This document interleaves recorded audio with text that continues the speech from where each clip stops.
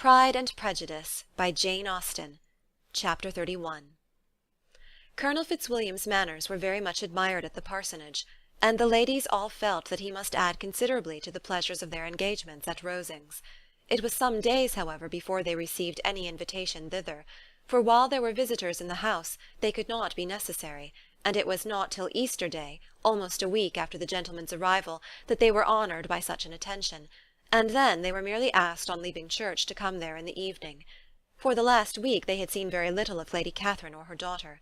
Colonel Fitzwilliam had called at the parsonage more than once during the time, but Mr. Darcy they had only seen at church. The invitation was accepted, of course, and at a proper hour they joined the party in Lady Catherine's drawing-room. Her ladyship received them civilly, but it was plain that their company was by no means so acceptable as when she could get nobody else, and she was in fact almost engrossed by her nephews, speaking to them, especially to Darcy, much more than to any other person in the room. Colonel Fitzwilliam seemed really glad to see them. Anything was a welcome relief to him at Rosings, and Mrs. Collins's pretty friend had moreover caught his fancy very much.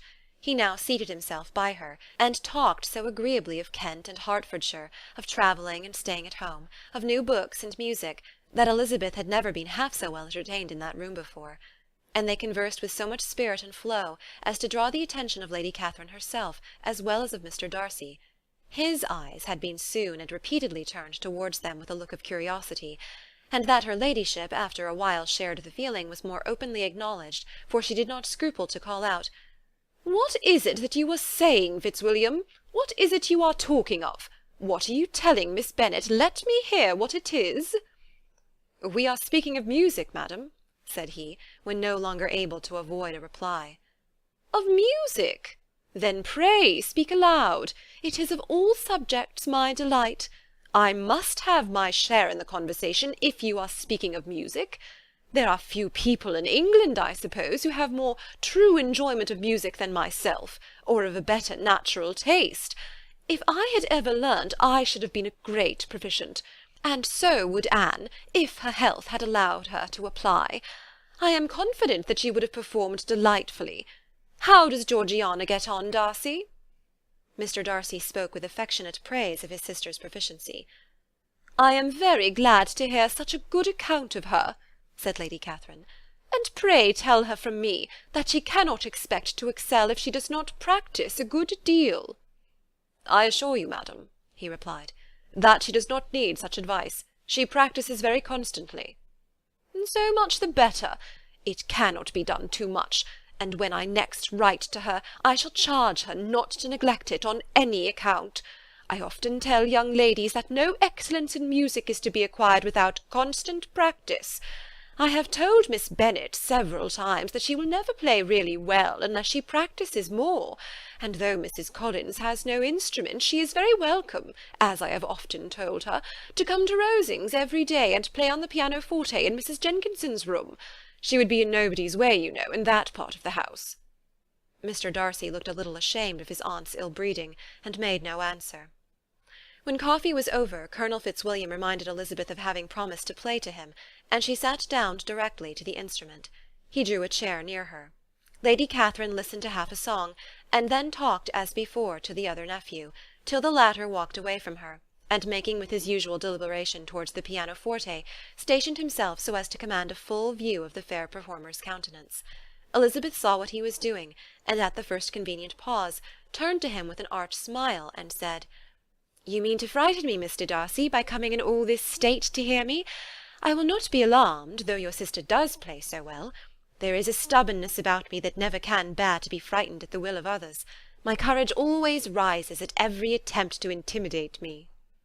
"I shall not say you are mistaken," he replied, "because you could not really believe me to entertain any design of alarming you, and I have had the pleasure of your acquaintance long enough to know that you find great enjoyment in occasionally professing opinions which in fact are not your own."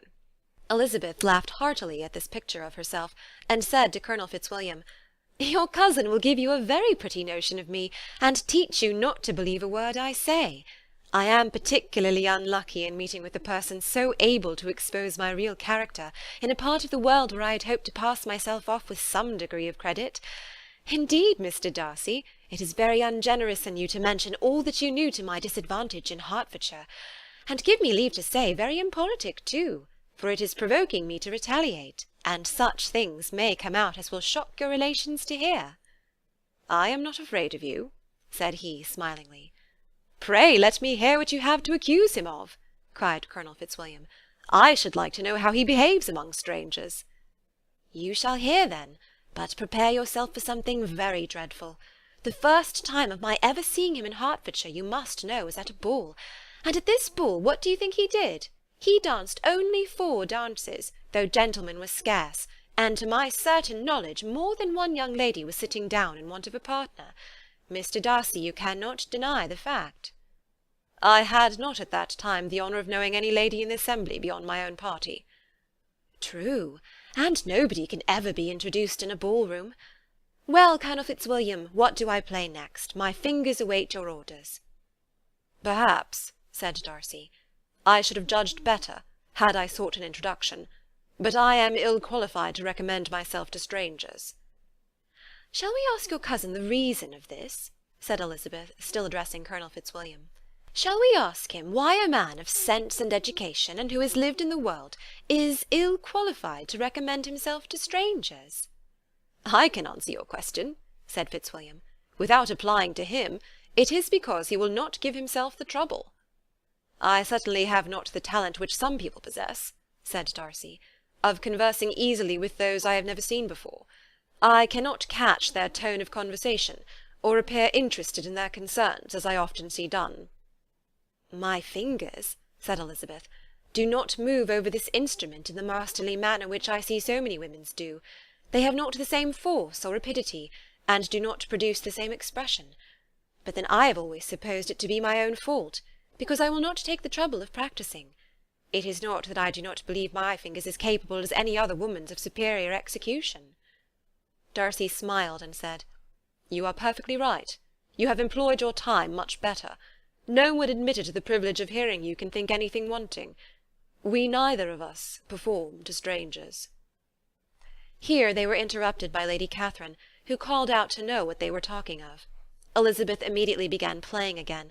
Lady Catherine approached, and after listening for a few minutes, said to Darcy, Miss Bennet would not play at all amiss if she practised more, and could have the advantage of a London master. She has a very good notion of fingering, though her taste is not equal to Anne's. Anne would have been a delightful performer, had her health allowed her to learn. Elizabeth looked at Darcy to see how cordially he assented to his cousin's praise, but neither at that moment, nor at any other, could she discern any symptom of love, and from the whole of his behaviour to Miss de Bourgh she derived this comfort from Miss Bingley, that he might have been just as likely to marry her had she been his relation. Lady Catherine continued her remarks on Elizabeth's performance, mixing with them many instructions on execution and taste. Elizabeth received them with all the forbearance of civility, and at the request of the gentleman remained at the instrument till her ladyship's carriage was ready to take them all home. Chapter 31